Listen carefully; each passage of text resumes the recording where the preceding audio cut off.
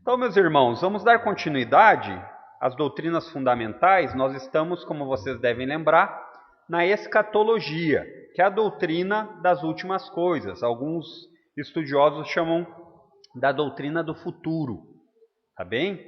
E hoje eu resolvi com os irmãos dar uma baixadinha na sequência que nós estávamos tendo.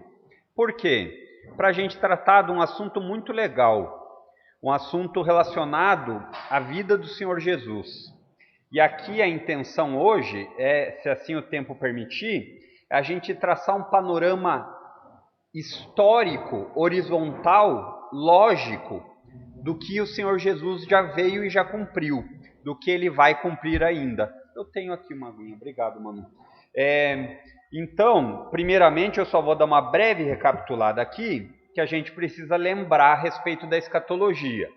Ela é uma doutrina que nos ajuda, nós crentes, a termos uma visão de mundo a respeito do que está por vir. Então, muitas vezes as pessoas, elas vivem apenas por esse tempo aqui, elas não sabem o que está por vir. E a escatologia é uma doutrina que ela ajuda os crentes, nos ajuda a viver com os olhos no porvir. Depois, nós também já falamos aqui, e isso eu creio que seja muito importante, que dentro dessa doutrina existem pontos que não são negociáveis, que Cristo vai voltar, que ele vai julgar os vivos e os mortos, e o céu e o inferno são reais, e eles vão durar pela eternidade.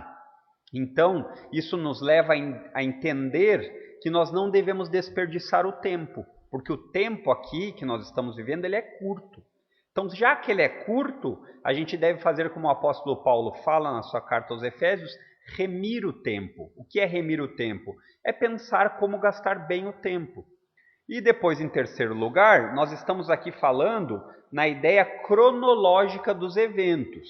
Não estamos sendo, irmãos, exaustivos na cronologia. Então, a cada evento, eu não estou aqui aprofundando tudo o que pode ser, porque eu nem sei. Né? Isso é importante que nós saibamos. Na escatologia, nós não temos todas as respostas. Nós sabemos, nós temos como ter uma noção geral, não tatear no escuro. A Bíblia nos dá essas informações, mas nós não podemos afirmar os mínimos detalhes. Creio que Deus já fez dessa forma, porque já pensou se existisse uma data específica, o dia, como muitos fazem, né? O dia tal do ano tal, aí ia ser aquela loucura. Isso nós temos visto em algumas seitas. Ao longo da história existiram seitas que até cometeram suicídio coletivo, porque o dia que eles achavam que viria, o fim dos tempos, não veio, e aí eles acabaram fazendo isso.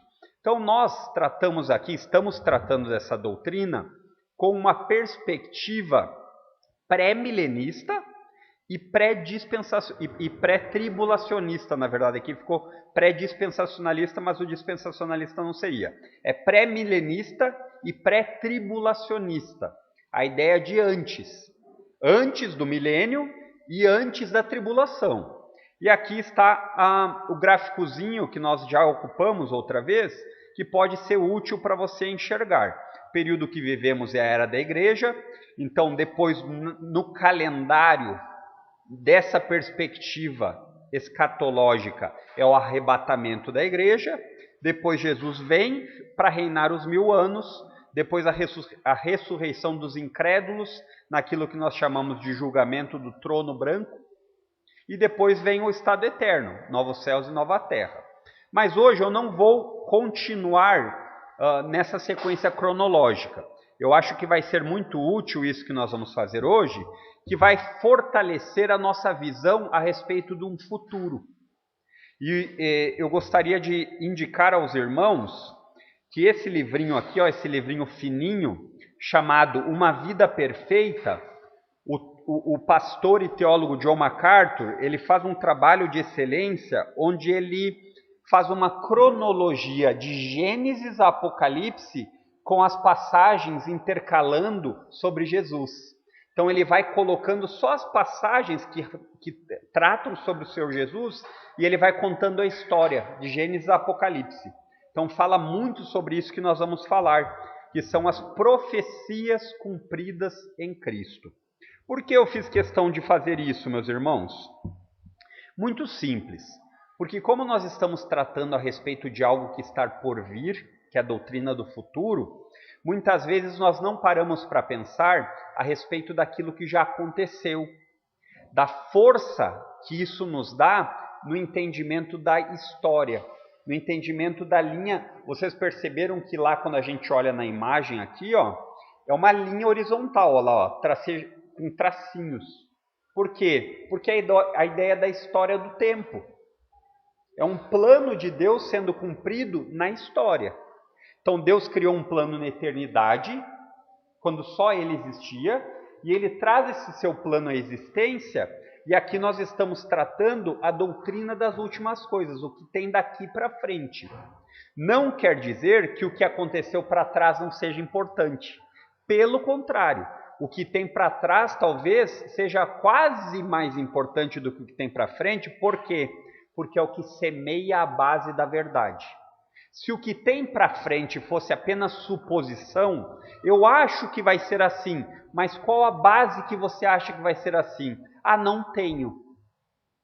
Seria duvidoso. Mas nós temos isso, e por isso eu trouxe esse assunto. As profecias, basicamente, elas dão para a gente 4 características importantes. 4 Cs. C. O primeiro das profecias é a credibilidade histórica.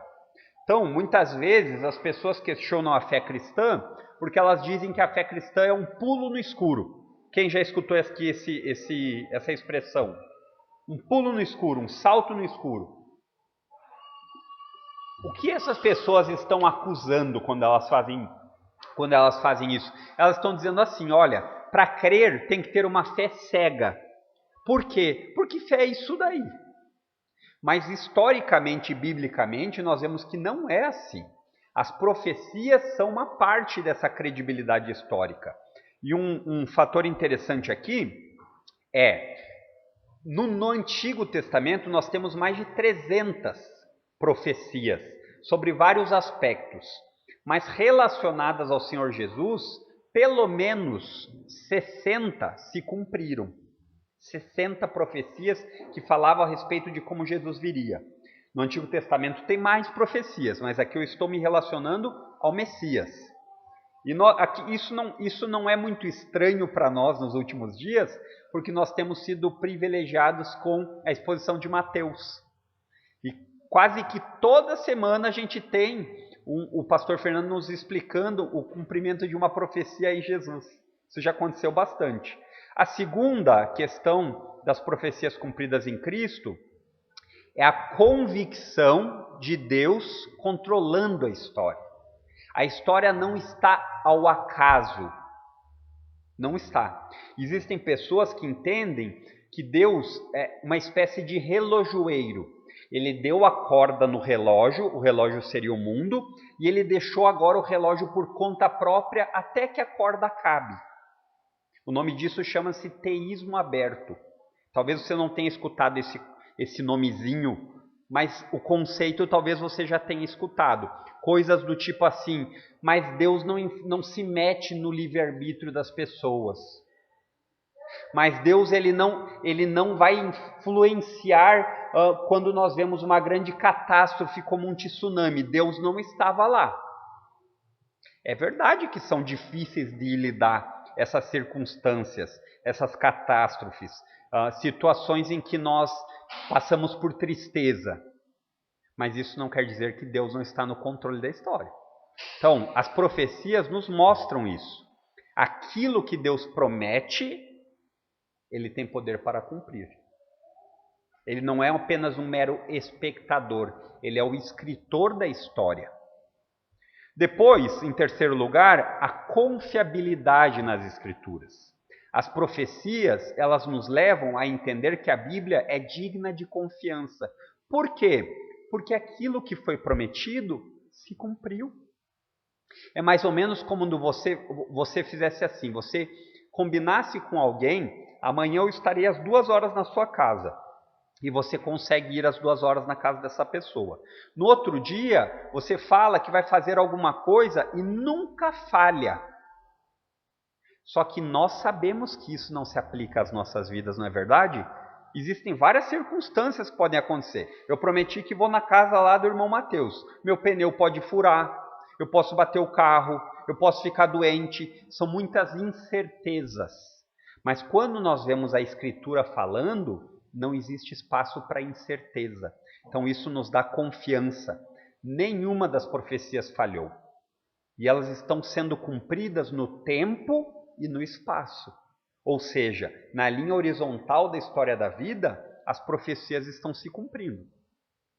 Nós vamos falar aqui sobre várias que já se cumpriram, e com essa base nós vamos poder ainda confiar mais nas que estão por vir. O nome disso é a ideia de confiança. Quando você sabe que você combina com uma pessoa, olha, chegue ao meio-dia na minha casa para nós almoçarmos. E aquela pessoa sempre chega ao meio-dia. E aí quando você convida ela, o que você espera? Que ela seja pontual, porque ela sempre foi pontual. Estão entendendo? Então isso nos dá a certeza de que aquilo que a Bíblia escreve, aquilo que foi escrito, vai ser cumprido. E em último lugar, mas não menos importante, a certeza da sua volta. De quem estamos falando? Das profecias cumpridas em Cristo. Qual é a ideia?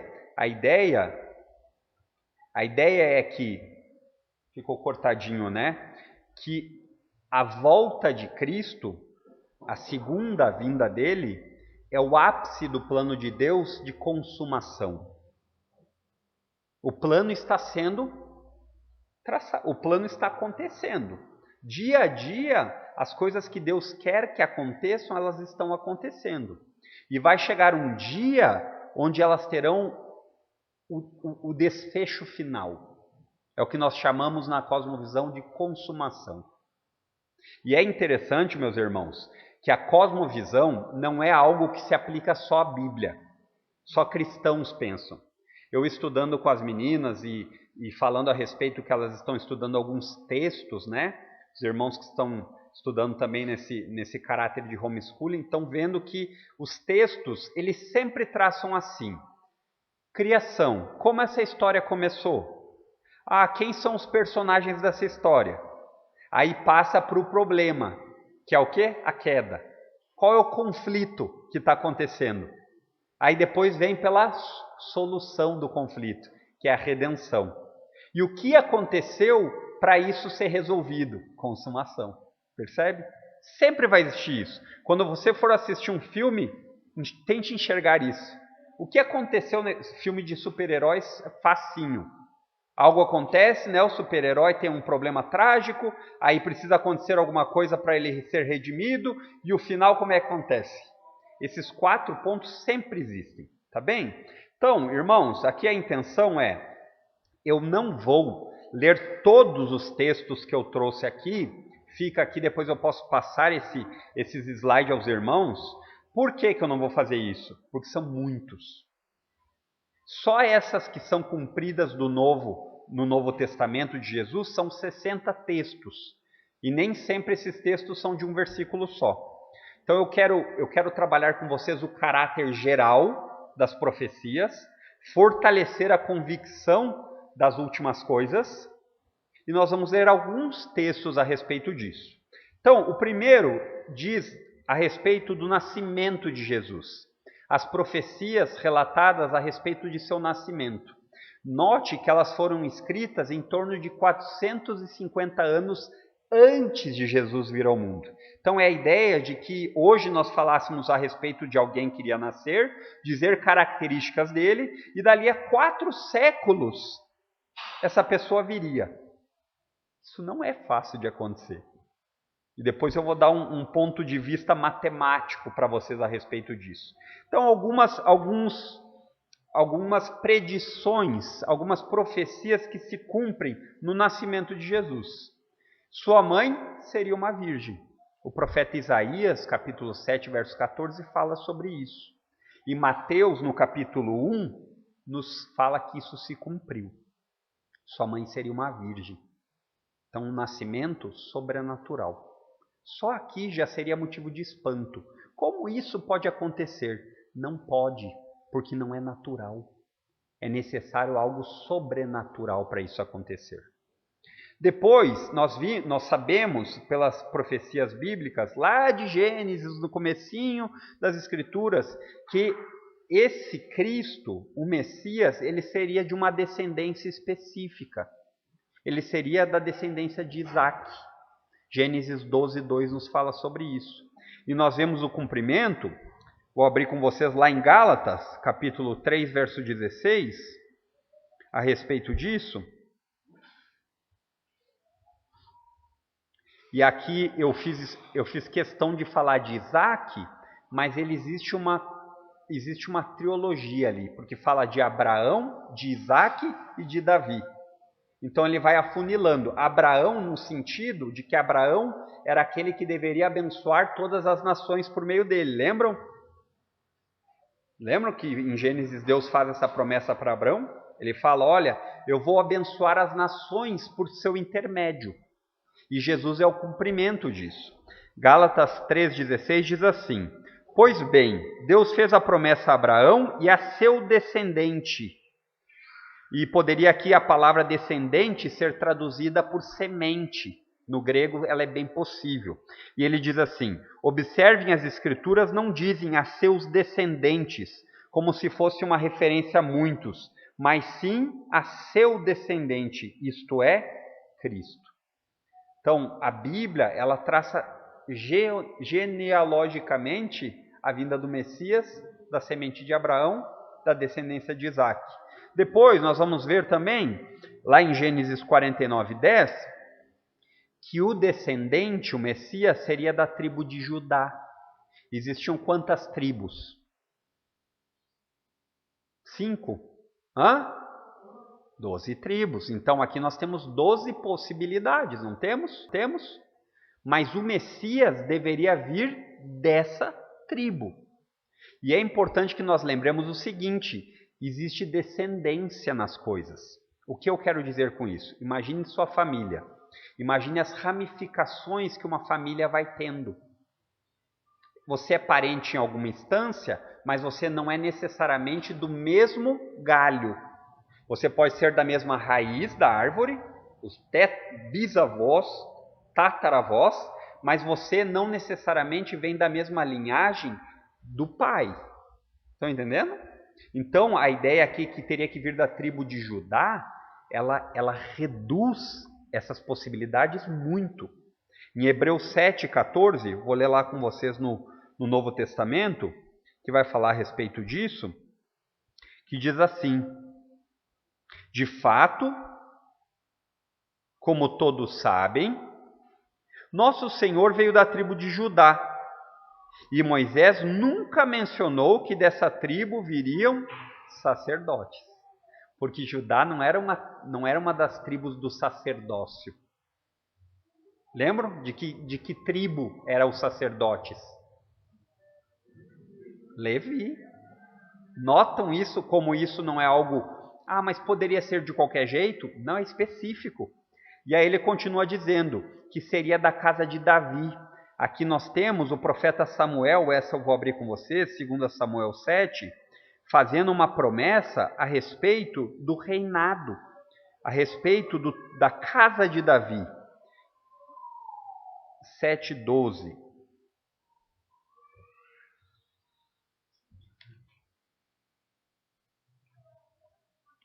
Diz assim o texto bíblico: pois quando você...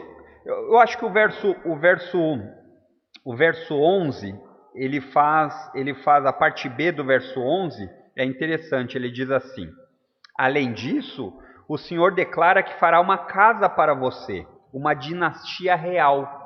A ideia de uma dinastia real é a ideia de um rei reinando. E aí ele diz assim: pois quando você morrer e for sepultado com seus antepassados, está falando para quem? Para Davi. E for sepultado com seus antepassados, escolherei um de seus filhos, de sua própria descendência, e estabelecerei seu reino. E a gente sabe que depois de Davi veio Salomão. Mas esse reinado estabelecido por Salomão não é eterno, ele teve fim. E agora em Mateus capítulo 1, verso 1, nós vemos que dentro da genealogia de Davi, Abra lá em Mateus capítulo 1, verso 1.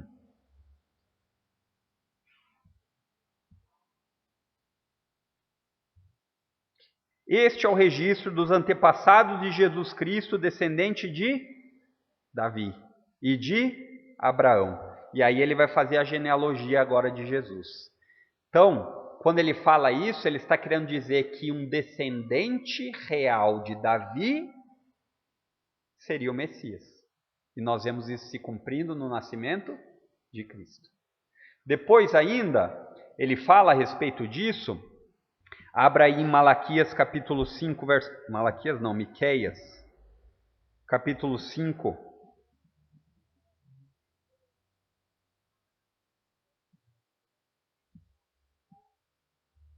Verso 2.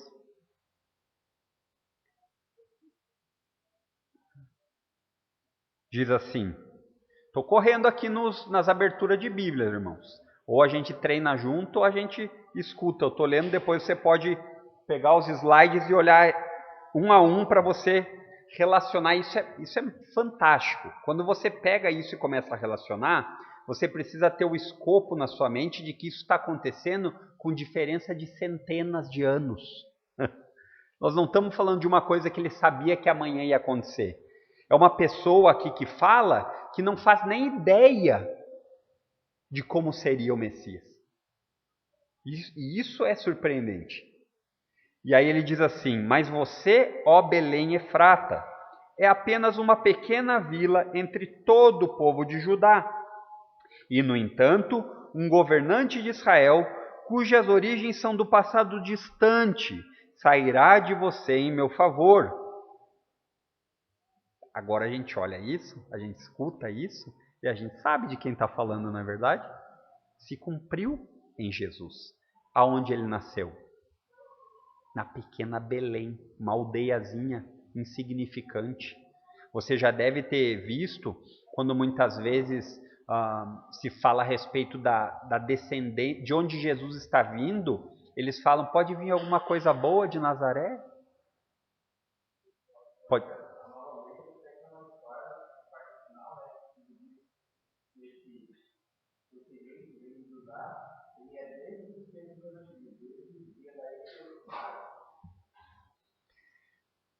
Aí você está com a NAA, pastor? Então diz assim a NAA, e você, Belém Efrata, que é pequena demais para figurar como grupo de milhares de Judá. Então está dizendo que ela é insignificante. De você me sairá aquele que há de reinar em Israel, e cujas origens são de os tempos antigos, desde os dias da eternidade. Fica mais forte ainda, né? A ideia de que no plano eterno, Deus começou a desenvolver. E Jesus é o ponto alto do plano. Ele é a nossa redenção. A criação, a queda, a redenção em Jesus e a consumação na eternidade.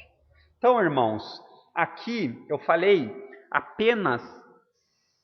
Aqui eu fiz 5 colocações, mas teriam algumas outras ainda sobre o nascimento de Jesus. E é interessante aqui, meus irmãos, que se nós pensarmos apenas nessas características, é praticamente impossível a gente, ao acaso, dizer algo sobre alguém que vai acontecer e isso vir a acontecer de fato. Depois eu vou falar um númerozinho matemático aqui, fazendo um spoiler, é de um dos livros que as crianças, os jovens teólogos vão utilizar provavelmente em apologética, defenda a sua fé, que fala a respeito das profecias, de uma numerologia saudável, uma numerologia não no sentido místico, mas no sentido matemático, de probabilidades, de você dizer algo acontece, de você dizer 2 coisas e acontece, de você dizer 5 e acontece, de você dizer 60 coisas sobre a vida de alguém e ao mero acaso acontecer. Pois vocês vão ficar chocados, eu acho. Então, sobre o nascimento, 450 anos antes, nós temos essas profecias sobre o nascimento de Cristo. Seriam suficientes. Seriam suficientes. Por quê? Porque já é muito material. Nasceria de uma virgem, de uma descendência específica, de uma tribo específica, como que afunilando isso, e ainda de uma descendência de um rei. E esse rei, ele não reinou eternamente, ou seja, ele morreu. Davi morreu, Salomão morreu, mas nós encontramos salmos que são chamados de salmos messiânicos, pois eu posso passar alguns para vocês, como o Salmo 22, como aquele salmo que diz: não deixará o meu corpo, a morte não vai apodrecer meus ossos. Davi falou isso, mas Davi morreu e ficou com os ossos apodrecendo? Ficou. Quem não ficou? Aquele que foi ressuscitado ao terceiro dia. Isso é um cumprimento também. Então, sobre o seu nascimento, eu acho que dá para nós termos um pano de fundo quando alguém nos questionar, você falar: olha, mas você consegue prever a cidade, descendência de alguém com exatidão? De um nascimento, como vai ser, como vai acontecer? Se a pessoa for honesta, ela vai dizer: não sei. Não sei porque eu posso estar vindo para Passo Fundo fazer algum tipo de parto, por mais que seja uma cesárea, e no meio do caminho pode acontecer alguma coisa. Depois, nós vemos vários, e aqui existem muitos, eu dei uma boa selecionada a respeito das profecias que falaram no Antigo Testamento sobre o ministério do Messias, sobre o seu trabalho. Ele faria milagres, Isaías capítulo 35, versos 5 e 6. Talvez você pense assim: mas muitos dizem que fazem milagres. Mas Jesus não dizia, ele fazia. Jesus ressuscitou mortos. Jesus não precisava pedir permissão. Jesus não combinava com as pessoas na cadeira para levantar a mão dizendo que estava com dor de cabeça. Eu vejo que tem, como hoje, os milagreiros da atualidade. Eu vejo que tem alguém aqui que está com dor de barriga. Certeza, né? Alguém vai estar com dor de barriga de 50 pessoas? Não. E nós vemos o cumprimento disso em Mateus capítulo 9, verso 35. Se você tem curiosidade, vá lá no YouTube, tem essa pregação, o pastor Fernando já pregou sobre isso, e vários desses textos de Mateus, o pastor Fernando já pregou. E é interessante que, como eu não vou aprofundar aqui, lá você vai poder receber a explicação exegética, por que isso aconteceu. Mas principalmente os milagres tinham a intenção de testificar o seu ministério. Eu sou aquele que havia de vir. Como eu faço isso? Porque eu faço milagres, eu curo, eu expulso demônios, eu dou vida aos mortos. Depois, nós vemos que ele purificaria o templo. Acabamos de passar por isso, vocês lembram? Ou não? Ou não passamos por isso ainda? Já lemos Mateus, já aprendemos Mateus 21 na igreja? Já ou não? Senti firmeza aí, hein? Está recente, está fresco na memória a ideia de que o Messias viria e purificaria o templo. Porque no fim das contas ele é o próprio templo. Ele é mais do que... Ele não se resume a um templo feito por mãos humanas. Jesus é o ponto alto da comunhão do homem com Deus. O templo, como o pastor aqui bem já falou a nós, ele era uma expressão da presença de Deus no meio do povo judeu. Só que eles fizeram tudo errado. E o Messias, ele é a expressão viva de Deus entre os homens. Quando fala no texto que que Deus tabernaculou entre nós, é a ideia de que Deus se fez carne e andou entre os homens. Depois, nós vimos também que ele foi rejeitado e ridicularizado pelo seu povo. Isaías 53, que é um cântico que nós cantamos com frequência, existem várias profecias cumpridas no Messias. Quando você pensa num texto que traga profecias tristes, sofridas que o Messias teve que cumprir, esse sem sombra de dúvidas é um dos melhores textos. Agora pula lá no Novo Testamento para João capítulo 1, verso 10.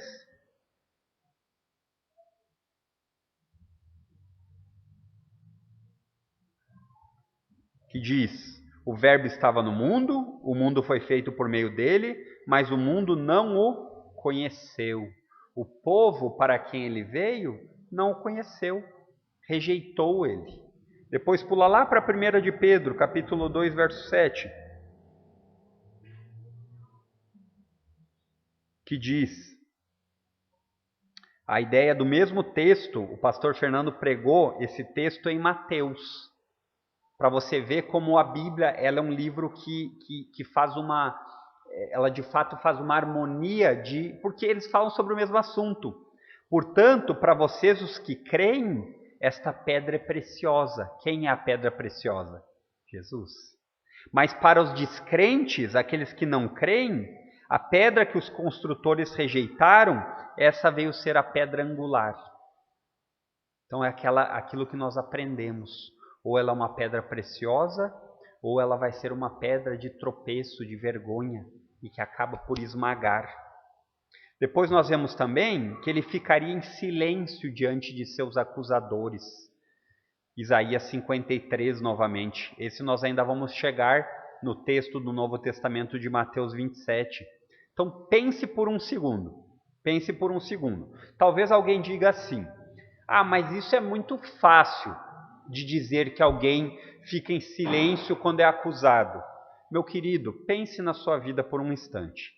Se você não leva nem desaforo de trânsito para casa em silêncio, quanto mais você ser acusado de algo que você não fez, você tem certeza disso, você apanhar, sofrer, você ser castigado, chicoteado, e você não dizer assim: eu não mereço isso. Não faça isso comigo, porque eu não fiz nada. Eu gosto muito de séries policiais, né? E normalmente a primeira coisa que quando eles pegam um suspeito, eles dizem: conta aí. Eu não fiz nada. O cara é culpado, né? Não sei de nada. Então você imagina quando um que não é culpado fica em silêncio, quieto, diante dos que o acusavam. Depois, isso é bem interessante, abra lá em Salmos 40, de 6 a 8, Jesus, quando ele veio a esse tempo aqui na terra, ele cumpriu aquilo que era uma sombra, que eram sacrifícios a respeito do apaziguamento. Os judeus achavam que por muito sacrificar, Deus olhava para eles e dizia assim: nossa, como eles são fiéis, eles sacrificam. E aí a gente vai ver o que o texto quer dizer aqui. 40, de 6 a 8. O salmista diz assim: sacrifícios, eu fiquei na NAA agora. Sacrifícios e ofertas não quiseste, abriste os meus ouvidos, holocaustos e ofertas pelo pecado não requeres. Então eu disse: aqui estou, no rolo do livro está escrito a meu respeito. Agrada-me fazer a tua vontade, ó Deus meu. A tua lei está dentro do meu coração. E aqui nós sabemos que é um salmo de Davi que se cumpre no filho de Davi. Abra lá em Hebreus capítulo 10. Hebreus capítulo 10, versos de 5 a 10.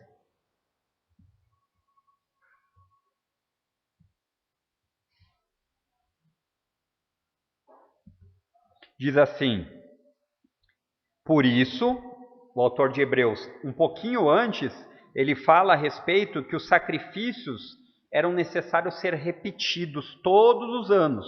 Lá no verso 3 e 4 ele diz assim: em vez disso, vou fazer a leitura do 2, senão fica meio perdido aqui. Ele está dizendo a respeito dos sacrifícios. Ele diz assim, desde o 1, a lei constitui apenas uma sombra, um vislumbre das coisas boas por vir, mas não as coisas boas em si mesma. Ou seja, aqueles sacrifícios, eles apontavam para algo. Eles não eram assim uma coisa que sem valor nenhum, no sentido que não era bobagem, mas eles não eram o cumprimento em si. Eles apontavam para algo. É mais ou menos a ideia de quando você vai jogar videogame. O jogar videogame, jogando futebol, ele apenas aponta para o jogo verdadeiro de futebol. Ele é só uma sombra. Ele não tem todo o prazer e o benefício de um jogo verdadeiro. Né? Embora alguns vão discordar de mim, dizer que o futebol de computador é mais legal. E aí ele diz assim: a lei constitui apenas uma sombra, um vislumbre das coisas boas por vir, mas não as coisas boas em si mesmo. Os sacrifícios são repetidos todos os anos, mas nunca puderam purificar inteiramente aqueles que vêm adorar. Se tivessem esse poder, já não precisariam existir, pois os adoradores teriam sido purificados de uma vez por todas, e a consciência de seus pecados teria desaparecido. O argumento é muito lógico dele. Ele está dizendo assim, olha, se tivesse poder, aquele sacrifício de animais, ele teria resolvido o problema. É isso que ele está dizendo. Mas ele diz, isso não aconteceu. Verso 3. Em vez disso, esses sacrifícios os lembravam de seus pecados todos os anos. Verso 4, quase o ponto alto do que nós queremos ler. Pois é impossível que o sangue de touros e bodes remova os pecados. Agora começa o que nós queremos. Por isso, quando Cristo veio ao mundo, disse: não quiseste sacrifícios nem ofertas. Contudo, me deste um corpo para oferecer. Não te agradastes de holocaustos nem de ofertas pelo pecado. Então eu disse. Então, quando ele diz não te agradastes, ele está querendo dizer assim, ó, não é suficiente. Não foi satisfatório. O pastor Fernando falou aqui na segunda, as crianças, a ideia da palavra propiciação. Esse sacrifício, ele não fazia uma propiciação permanente. O que é propiciação? É a ideia de tornar alguém aceitável. A ideia de tornar alguém favorável. É isso que o sacrifício fez. O sacrifício de Cristo nos torna, diante de Deus, aos olhos de Deus, favorável. Nós não estamos mais em débito com Deus. E aí ele continua dizendo isso. Verso 6. Não te agradaste de ofertas, nem de holocaustos, nem de ofertas pelo pecado, então eu disse: aqui estou para fazer tua vontade, ó Deus, como está escrito no livro a meu respeito. Qual livro? Acabamos de ler, lá no Salmo. Salmo 40 falou, e agora Jesus, aquilo que o livro disse, eu estou cumprindo. Primeiro Cristo disse: não quiseste sacrifícios, nem ofertas, nem holocaustos, nem outras ofertas, nem te agradaste delas, embora sejam exigidas pela lei. Então acrescentou: aqui eu estou para fazer tua vontade. Ela cancela a primeira aliança a fim de estabelecer a segunda. Pois a vontade de Deus era que fôssemos santificados pela oferta do corpo de Jesus Cristo de uma vez por todas. É denso o texto, né? Eu sei que é pesadão, é bastante teologia, mas basicamente o que está dizendo aqui é que o Antigo Testamento, aqueles sacrifícios, apontava para o Cordeiro de Deus que tira o pecado do mundo. E Jesus veio com esse fim. Ele cumpriu essa profecia. Depois, nós vamos ver mais sobre o seu ministério. Eu vou dar uma corridinha aqui. Diz que as suas mãos e os seus pés seriam furados. O Salmo 22:16 fala isso. E nós vemos o cumprimento lá em João 20:25. E aí você precisa pensar nisso. Por quê? Porque isso não ficou sozinho. No castigo da sua morte, normalmente, ou melhor, quase que 100%, os romanos quebravam os ossos. E os ossos de Jesus não foram quebrados. Por quê? Porque a profecia deveria ser cumprida. O pastor Fernando falou aqui, eu vou chegar nesse ponto aqui. Depois, fala o Salmo 78 que Jesus ensinaria por parábolas. Novamente, Mateus 13, 34, 35, o pastor já pregou aqui para nós conseguimos entender isso bem claramente. Cumprimento de profecia. Quando fala aqui, era isso que eu ia dizer, que o Messias entraria em Jerusalém montado em um jumentinho. E vocês devem lembrar do texto, se ainda está fresco, de Mateus 21, deve estar, que o que acontece? Ele não só ia entrar num jumentinho, mas ele disse como era para eles irem fazer, aonde o jumentinho estaria e o que eles deveriam falar para o dono do jumentinho. Então muitas pessoas, e aqui eu vi esses dias um vídeo a respeito disso, de uma explicação histórica de que Jesus entrou num jumentinho, montado num jumentinho, porque ele veio em humildade. Se ele viesse como um conquistador, ele viria num cavalo possante. E isso de fato historicamente é verdade. Você dificilmente veria um César, um imperador, vindo num jumentinho para a batalha, né? Mas o ponto alto aqui não é esse. Nós precisamos ficar com a exegese do texto. O ponto alto aqui é que essa entrada de Jesus, e fazendo aqui um plágio do pastor Fernando, nada triunfal, era por um cumprimento de profecias de Zacarias 9. Aqui nós estamos relatando algumas. Já viram quantas estão relacionando ao que aconteceria? Todas elas aconteceram. Depois fala que ele seria entregue por 30 moedas, uma quantia exata. Até aqui existem profecias que talvez a pessoa fala assim, é que nem dizer que vai passar um carro vermelho aí na frente com uma pessoa loira dirigindo. Alguma hora vai acontecer. Mas então se você dissesse assim, mas dentro desse carro vermelho, com uma pessoa loira dirigindo, tem uma sacolinha com 30 moedas no porta-luva. Isso ficaria mais complexo de ser cumprido, não ficaria? Bem mais. Novamente um cumprimento de Zacarias 11. Vamos chegar lá também em Mateus 26. E por último, aqui sobre o seu ministério, diz que ele ressuscitaria e veria o resultado de sua obra, se alegraria com o resultado de sua obra. Ele olharia o que ele fez e ele se alegraria. O profeta Isaías, lá no capítulo 53, falou sobre isso. E aí nós vemos em Lucas, aquele trecho onde Lucas, o historiador, importante lembrar isso, Lucas é um historiador de carteirinha, que pega eventos, pega coleta de testemunhos, faz uma averiguação de fatos para ver se é verdade. Ele conta que Jesus, nesse capítulo 24, é o último de Lucas, vamos abrir juntos aqui. Lucas capítulo 24, dos versos 34 a 38, ele fala a respeito de quando Jesus ressuscitou. E ele diz assim, que lhes disseram, é verdade, ali ele está contando do encontro dos discípulos, é verdade que o Senhor ressuscitou, é verdade. É como se eles olhassem um para o outro e dissessem assim, aconteceu mesmo, estava dito, mas a gente muitas vezes não tem certeza, mas aconteceu. E ele apareceu a Pedro. Então os dois contaram como Jesus tinha aparecido enquanto andavam pelo caminho e como o haviam reconhecido quando ele partiu o pão. Enquanto contavam isso, o próprio Jesus apareceu entre eles e disse, Pai seja com vocês. Eles se assustaram e ficaram amedrontados, pensando que viam um fantasma. Aí Jesus pergunta para eles, por que estão perturbados? Porque seu coração está cheio de dúvida. Vejam minhas mãos e meus pés. Sou eu mesmo. Toquem-me e vejam que não sou um fantasma, pois fantasmas não têm carne nem ossos. E como vocês veem, eu tenho. Então fica aqui um spoilerzinho, né?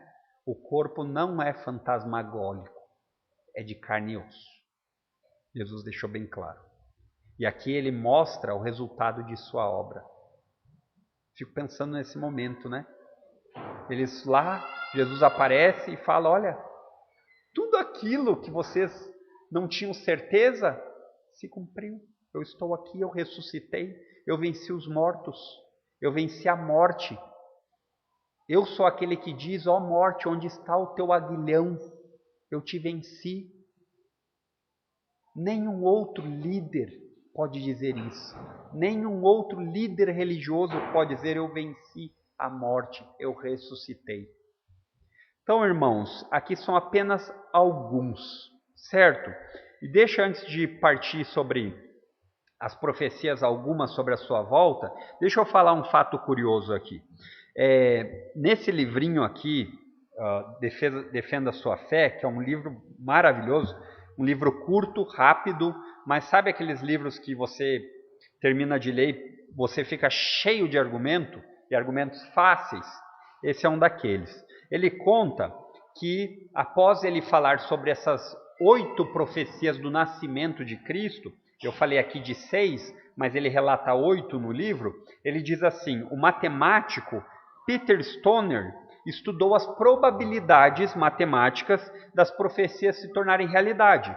Então, qual é a ideia de se tornar realidade? É a ideia de uma mega-sena. Você faz as combinações de número e vê as possibilidades. Olha, para dar 2, 5, 7, 10, 11, 15, precisa de 100 milhões de tentativas para dar exatamente esses números.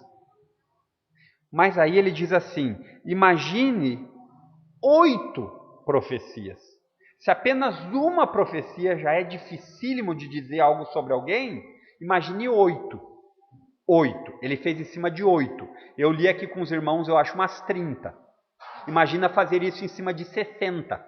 Aí ele diz assim, a chance disso acontecer, de 8 profecias sobre alguém se cumprirem, não sei se vocês vão entender esse número, eu tive dificuldade, tive que pensar. Ele diz que a chance é de 100 milhões de bilhões de possibilidades para isso acontecer. Aí você logo, se você é parecido comigo, você pensou assim, é impossível então. É isso mesmo. Aí ele diz, se você está com dificuldade de entender, eu vou fazer uma ilustração. Aí ele fala sobre o estado do Texas, que é um estado de 432.623 quilômetros quadrados. Enorme. E aí ele diz assim, ele tá ilustrando a probabilidade das profecias acontecerem, tá? E aí ele disse 100 milhões de bilhões de possibilidade. E aí ele vai tentar traduzir isso numa forma palpável para você quando lembrar, pensar nas profecias e lembrar disso. E ele diz assim, é como se pegasse o estado do Texas, preenchesse ele inteiro com moedas de $1, tá? Até atingir 1 metro do chão, 1 metro de altura do chão. Pensa nisso. Isso aqui já é impensável, né? Então ele diz que isso ele não está, isso é matemática, probabilidade. Por isso que eu digo, quando as pessoas dizem, mas isso vocês... É probabilidade. Probabilidade você faz com cruzamentos de dados. E aí ele vai dizer assim, em seguida, olha só que curioso, tome $1 desses, marque com um X vermelho, bota na ponta de um canhão e atira para cima. Aí ele vai cair em algum lugar. E aí depois você pega uma colher, imagine uma colher gigante, tenta dar uma mexida em todas essas moedas. E aí você faz o quê? Você escolhe um sujeito da multidão, venda os olhos dele, coloca uma venda nos olhos dele, gira ele e diz assim, caminha e quando você achar que a moeda está aí, sem olhar, para e enfia a mão e tira a moeda. Aí ele ainda faz uma brincadeira, dá raquete de neve para ele poder andar sobre os dólares, né? Qual a chance dele encontrar uma moeda? Qual a chance? Ele disse, 1 em 100 milhões de bilhões. E aí ele diz isso em cima de 8 profecias. Imagine se você acrescentasse para 60. O resultado disso é impossível que a Bíblia não seja a palavra de Deus. Impossível. Porque tem que ser alguém que controla a história para falar essas coisas e fazerem elas acontecer. Isso é lógica. Alimente a sua mente com a lógica. Se você ainda tem alguma dúvida pensando, mas será que Jesus é tudo isso? Pense logicamente. Essas profecias estão na história. Elas não são meros mitos. Elas têm testemunhas. Elas têm relatos. Você pode não querer acreditar no relato, mas você não pode negar o relato. Por quê? Porque testemunhas escreveram e disseram, olha, isso aconteceu. Aí, mas isso não é confiável. Então, por que nós confiamos quando nós vamos até o cartório e fazemos uma carteira de identidade? Foram testemunhas que viram, que é o Marcos, e colocaram lá, o Marco nasceu no dia. É a mesma coisa. São testemunhas de pessoas falando sobre um fato que aconteceu. Estão entendendo? Então a fé cristã, ela é baseada em fatos históricos. É verdade que apenas os fatos históricos não são necessários para convencer. Por quê? Porque é necessária uma ação do Espírito Santo lhe convencendo. Mas isso não quer dizer que você não tenha bases para explicar. Depois, irmãos, por fim, que eu já tomei aqui, acho que já andei bastante, As profecias sobre a sua volta não estão todas aqui também. Eu relacionei algumas para nós podermos ter a convicção. Se eu fiz um trabalho razoável e Deus usou isso, a ideia é que você tenha visto que aquilo que aconteceu para trás lhe dá base firme para saber que o que está por vir vai acontecer. Que dia? Não sei, mas vai acontecer. Então, a primeira é que todos o verão em sua vinda. Atos capítulo 1, 2 e 3 trata bem sobre isso. Por quê? No capítulo 1 nós vemos a ascensão de Jesus. Capítulo 2 e 3, pedacinho do 3, tem o discurso de Pedro. E Pedro fala de várias profecias que se cumpriram em Jesus e que ainda se cumprirão novamente. Depois leia Atos capítulo 1, 2 e 3. Depois fala na Bíblia, em Apocalipse 20, que ele voltará e reinará por 1000 anos. E aqui entra aquela questão de interpretação de texto. Existe em algumas posições, esses 1000 anos, e nós vamos falar isso em algumas aulas para frente, que algumas pessoas dizem que isso não é literal, que isso é figurado. Irmãos, precisamos ser sinceros, e é verdade que a Bíblia tem muita simbologia. É verdade que o livro de Apocalipse tem muitos símbolos, mas não existe nenhuma razão para que esses 1000 anos aqui sejam uma figura. Não existe. Então, como nós fazemos? São 1000 anos literais. Depois, ele vai separar, esse texto nós vamos chegar logo, ele vai voltar e vai separar as ovelhas dos bodes. Mateus 25, 31 a 46.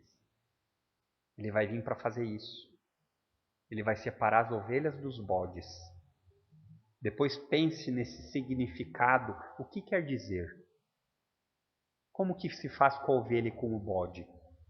Vocês devem lembrar dos textos que nos lembram que Jesus é um bom pastor. E um pastor cuida das suas ovelhas. Depois, ele vai inaugurar um governo de paz, de justiça e de conhecimento do Senhor. Nota que o profeta Isaías, no capítulo 2, ele fala sobre isso. E é interessante, eu creio que os que fizeram aqui o curso de teologia, o pastor explicou sobre isso, e é interessante como muitas vezes os profetas do Antigo Testamento, eles não tinham a noção real da separação das profecias. Isaías fala misturadas as coisas. Ele fala sobre o servo sofredor, ele fala sobre aquele que iria governar sobre todos os povos com um cetro, com um governo de paz, de justiça. E cabe a nós agora, com a luz que nós temos, conseguir entender isso. Por que nós temos luz? Nós não somos profeta, porque a palavra de Deus, a revelação, está pronta para nós. E por último, mas não exaustivamente, porque existem mais, não é o último esse daqui, acho que tem mais um. Ele vai fazer novos céus e nova terra, onde habitam a justiça, Apocalipse 21. E então ele entregará o reino ao Pai, depois de ter completado toda a sua obra. Primeira carta de Paulo aos Coríntios 15, 24 e 25. Meus irmãos, eu gostaria de concluir aqui dizendo algumas palavrinhas. Sei que os irmãos estão anotando aí meio rápido, né? Eu estou tentando ser mais rápido também, que já passou o tempo. Mas é importante nós lembrarmos algumas coisas. Depois eu acho que os slides estão ficando na câmera, pastor? Não pega. Depois eu posso colocar no grupo para os irmãos, enfim. A conclusão que eu gostaria de chegar com vocês é a seguinte: olhar para o passado histórico e ver todas as profecias que se cumpriram em Cristo deve ter resultado em nossa vida. Deve nos encher de alegria, deve nos encher de esperança. Que tipo de esperança? Não é esperança assim, amanhã vamos fazer um piquenique se não chover. Aí chove e você acabou o piquenique. Não, a esperança que eu falo é a certeza, é a firme convicção de que isso irá acontecer. E a postura nossa é fazer tudo isso vigilantes, cuidadosos, como mordomos, como como dispenseiros da vinha. Lembram da pregação de domingo? Não como se o dono da vinha tivesse ido embora. Não, ele está cuidando. E ele nos colocou como mordomos. Devemos ser cuidadosos a respeito disso. Por quê? Porque isso tem que influenciar a maneira como você vive hoje. Tem que influenciar. Isso é o que a Bíblia chama de novo nascimento. Por quê? Porque nesse tempo que nos resta, nós temos informação suficiente para vivermos como discípulos do Rei, não como inimigos do Rei. E em sua segunda vinda, Cristo vai voltar como um leão da tribo de Judá, separando bodes das ovelhas. E não vai mais ser aquele servo sofredor. Aquilo se cumpriu. Agora ele volta em glória. E nesse tempo, todo joelho vai se dobrar. Toda língua vai confessar. Mesmo quem não quer, vai ser obrigado. Por quê? Porque ele vai demonstrar que ele é o Senhor. Tá bem, meus irmãos?